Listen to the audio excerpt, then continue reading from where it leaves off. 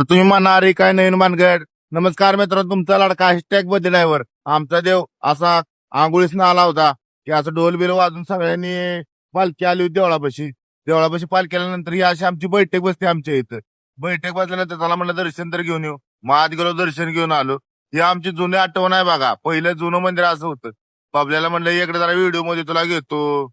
तर आता माळा वाटायचा कार्यक्रम चालू होता. त्यानंतर ही देववर्षीच्या आमच्या देववर्षीच्या गळ्यात मारा बांधली. आता कुठे गेलो मला काम लागलं नाही असं माझं नशिबातच नाही तर त्यांना चिमड बिमड टाकली. अंगात आलो त्यांच्या अंगात आल्यानंतर त्यांनी बाकणूक सांगितल्यानंतर पालखी आमची कामवाच्या मंदिरापाशी गेली. त्यानंतर सगळं गोल बिल मारून राऊंड आल्यानंतर खाली आमची बैठकी असते, बाकणूक असती. तर म्हणलं बाबा लुक ॲट मी मध्ये जाऊ. मसुराचं टॉपचं दुकान आहे भावानो. लुक ॲट मी, क्वालिटी कपड्यात एकच नंबर असते. हे आमच्या कोपाड्यातलं एक भाव आहे बघा. त्यांनी असं नादच केला होता येड्यागत. डीजे सांगितलं तर फक्त मेंढरांसाठी, नादासाठी. धनगरांना नाद लय वेका. देवळापाशी गेलो तर शेवकाळ्या अंगात आल्या होत्या. मग काय शेवकाळ्या घालावल्या. तेवढ्यात भावाच आमचं दिव घेऊन थांबलं होतं. कारण आम्ही बिरोबाचं पुजारी असल्यामुळे आम्हाला दिवही करावंच लागतात.